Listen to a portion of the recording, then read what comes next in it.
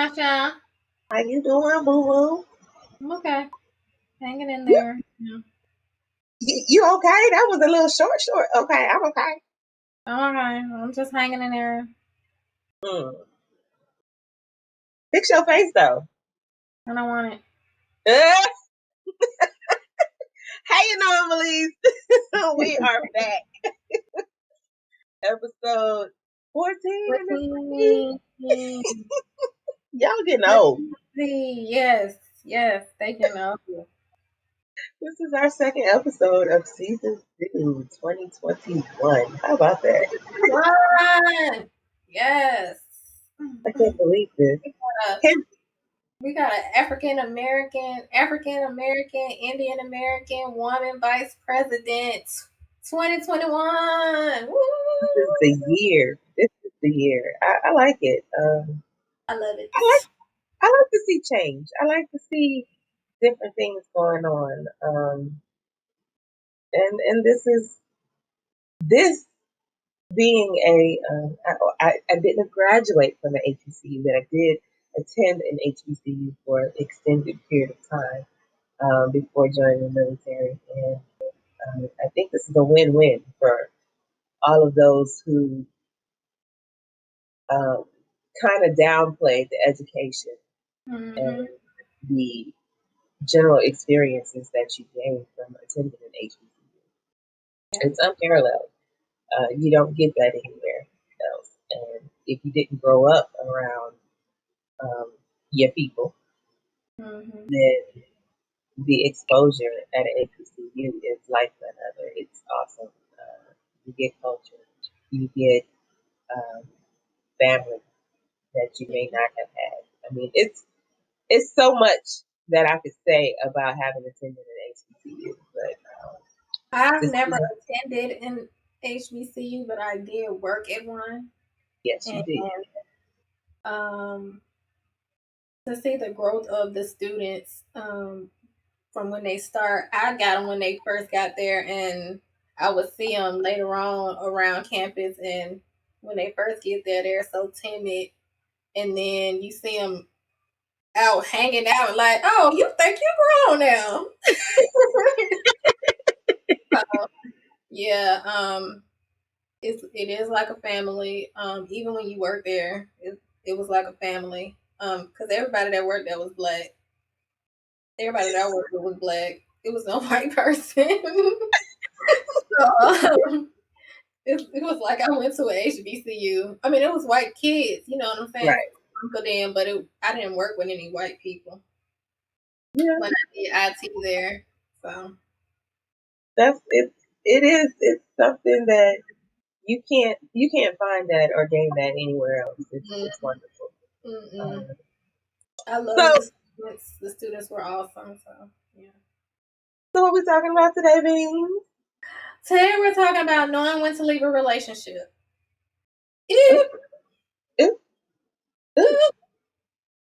Can somebody say ouch? Somebody said, ouch. Somebody hollering because that hit somebody. Knowing when to leave a relationship. And that's what we're talking about today. It's the beginning of the year. Good time. Wow. To set that goal of getting out, whether it be it's time to flee. Whether it be a relationship with a man, with another friend, long-term friend, maybe a relationship, a work relationship, a business relationship. It could be a family relationship. Some of your people are toxic, and it's time to go. So we are going to go straight into the quote of the day. Well, we have two quotes.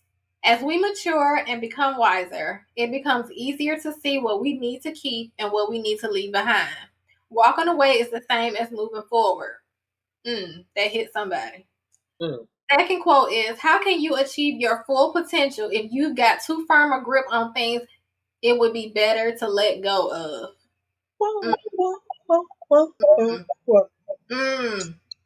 So, if we go, let's go back to that first quote. Okay. As we become more mature and wiser, it becomes easier to see what we need to keep and what we need to leave behind. Mm-hmm. Walking away is the same as moving forward. Mm-hmm. And it is. Yes, it is. So I think when I as I began to get older and accept that that growth, the maturity, I definitely recognized and was able to recognize more. What's the word I'm looking for? Not instantly, but you know, you get to a point where it's like this is no longer serving me. Mm-hmm.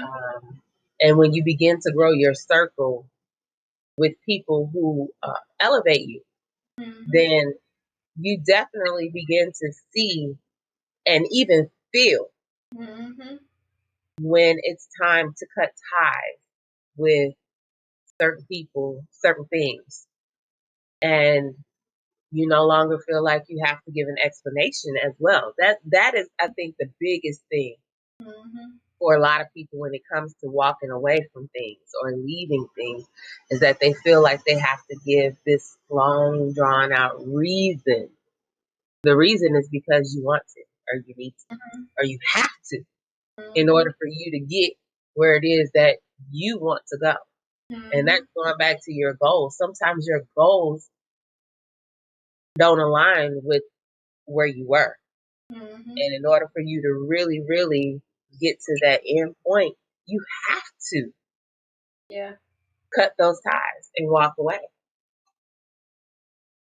That's I agree. Um, when they say walking away is the same as moving forward, you walk away to your destiny. You walk away to your purpose.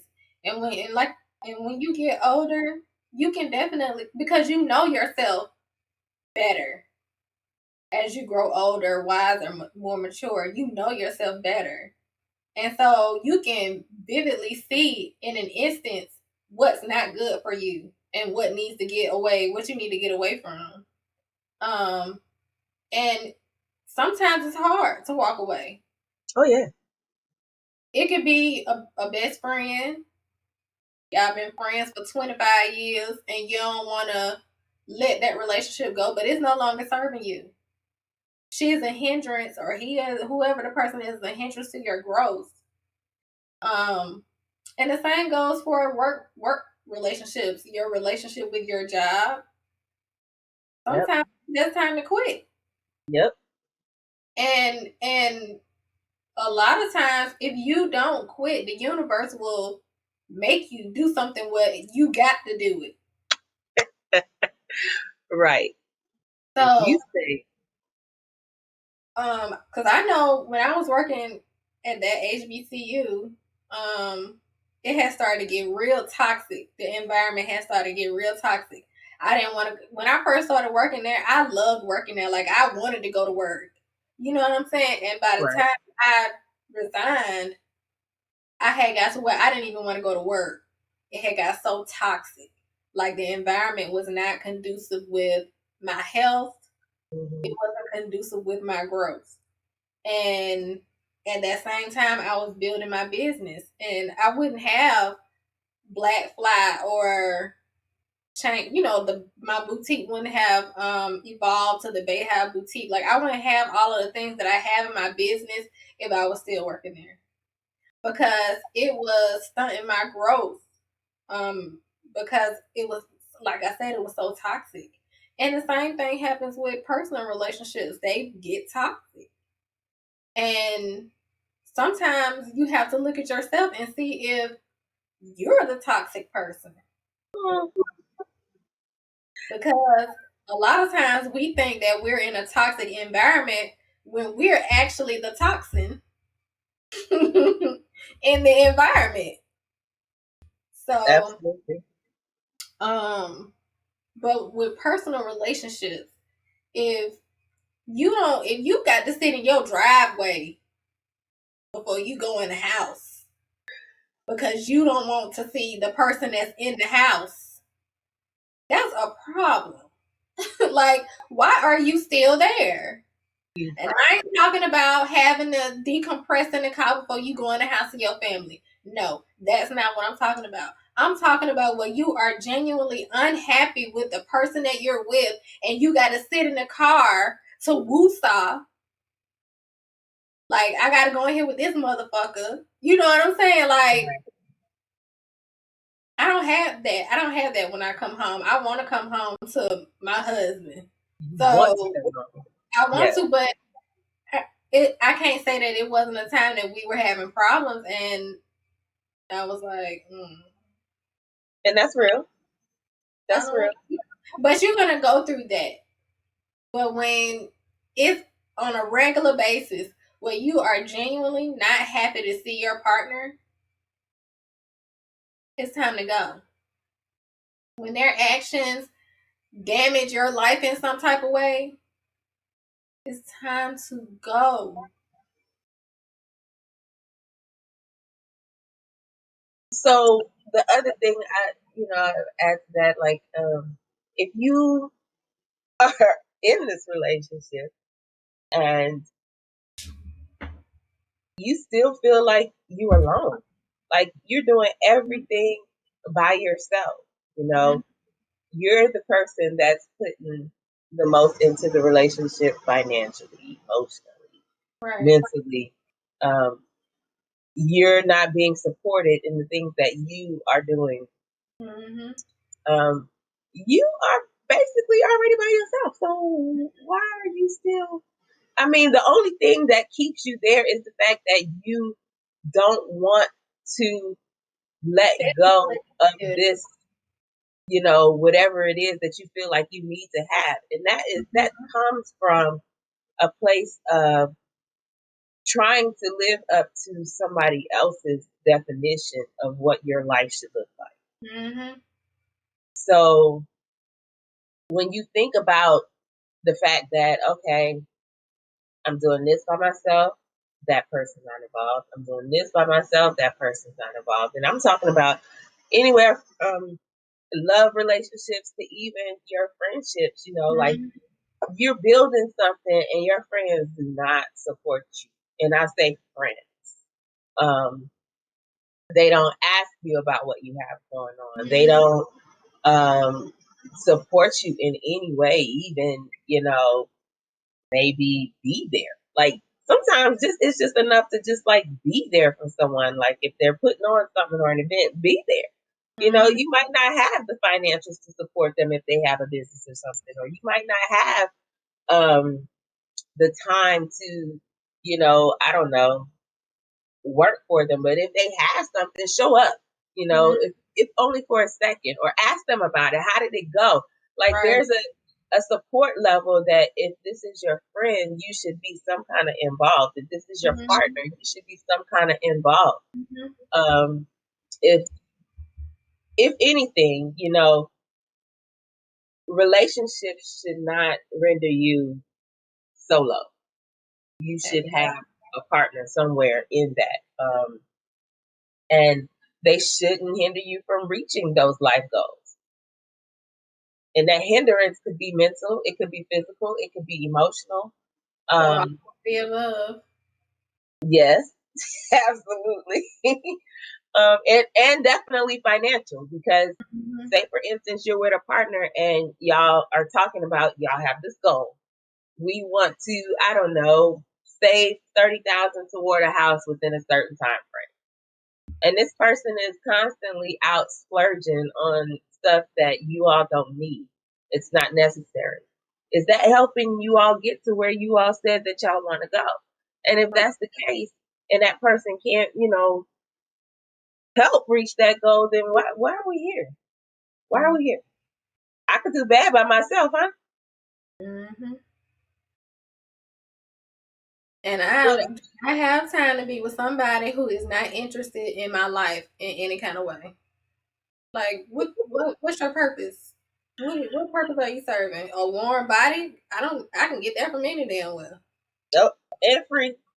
Right. Free mentally, emotionally, and physically, financially. Okay. If we really want to be, real. But or those times where it's just stupid stuff that comes up, and you begin to think, okay, you are not here, and I'm talking about relationships. You're not here mentally, emotionally, sometimes not even physically. And when you are, our conversations or our interactions just end up being broken by just dumb, immature stuff. And well, it's like, I can't get them right without you having something to say, or I made a decision and you got something to say about that. You know what I'm saying? Like dumb shit. I'm good. I'm good. We're not gonna do this. That's what we not gonna do on this fine day. So, I mean, a lot of times, when you are dealing with something that you shouldn't be, and it's no longer serving you. I think more so than anything, you'll see and feel it physically. Yeah. You know when it's time for you to move on. Like we recently lost Cicely Tyson. Rest in peace, Cicely Tyson. But she said that she had a sixth sense and it was strong. And she could tell people when something was gonna happen and all this other type of stuff. But she was like, everybody has a sixth sense. Everybody don't use it, but Right. everybody has it. And that's your sixth sense, your intuition, the Holy Spirit, whatever you want to call it. Right. It's gonna tell you when something is not right for you. It's going to tell you. You're gonna feel it in your chest, like you feel it's like somebody hitting you, like no, no, no. Like you, when I know when something ain't right for me, I feel it in my chest. Like my chest start getting tight. Like no, bitch, no. Like don't do that. And I'm everybody has it. Like you may not listen to your intuition or your Holy Spirit or whatever you call it. You may not listen to it, but I guarantee you when something is not right for you, you feel it in your body. You feel it in your body. Something is going to happen physically where it's going to tell you, it's going to be like a force field that's pushing you backwards. Your body is going to tell you. Your mind is going to tell you. Whether you listen to it or not is a different story. But you know the answer. When you go ask your friends about such and such and such, you already know the answer. You just want somebody to validate the bullshit that you're doing. Oh, you mean something along the lines of like, do you think that blah blah blah blah blah or blah blah blah blah blah? And the last one is usually the one that you know is the truth and the one that you need to be doing. And you just want somebody to validate what you know you should be doing. And it's like, if you asking me this, you already know the answer. Especially when you got the answer in your question. You already know the answer. Like it's totally different if I come ask you a question and be like, "This is what is going on. Tell me what you think about it." But if I come to you and be like, "Do you think da da da da is or da da da da da?" and da da da da da is the answer to the question, really? Don't ask me a question that you already know the answer to. Some people need that though. Some people need that though. And I will be that one. I tell you, if you really asking the question, you really want me to answer this, and you say yeah, I'm gonna tell you. Me I'm gonna too. tell you. I'm gonna tell you. I'm gonna let you. And then behind it, I'm gonna say, but you already knew that. Right. Exactly. Well, And what I'm not gonna do is keep telling you the same thing over and over again. Oh. We're not gonna keep having the same conversation. Ooh. And after it happens a couple of times, I don't want to hear about it no more. Mm-hmm. Don't tell me about nothing that you keep staying in when you know good and well and have had every opportunity to walk away from it. Yep. I don't want to hear about it no more. Sometimes you got to be strong enough to take that step. And that go for personal relationships. That go for friendships. That go for business. All of that. You're not gonna keep coming to complain to me about your job. I don't want to hear that shit. You better walk on out of there. Walk on by. You better sing it. I had a moment, y'all. Yes. So that's the thing. That was, we sounded like we had something to get off our chest just now. We did. What was that? I don't know. But it came out. Oh man. Anyway, so going back to, I want to go back to that second quote. The second quote. Mm-hmm. How can you achieve your full potential if you've got too firm a grip on things it would be better to let go of?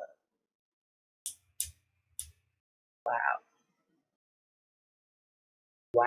Yeah, folks be holding on for dear life to stuff that they need to let go. It's like you holding on to broken glass. Mm-hmm. Setting yourself up, you bleeding and everything else, but you still holding on to this broken glass. Let that shit go and you gonna start getting cut up. Because if you lose enough blood, you lose life. There you go. Wow. Yes. All right now. That was it. That was it. Oh man. Okay, lady. All right, lady. Mm-hmm. That's all you got today, Bean? That's all I got. Let it go. Let it go. Oh man. So we'll see y'all next month. Next month. Oh, what? Yeah, next month. Next month. In March. March. Your birth month.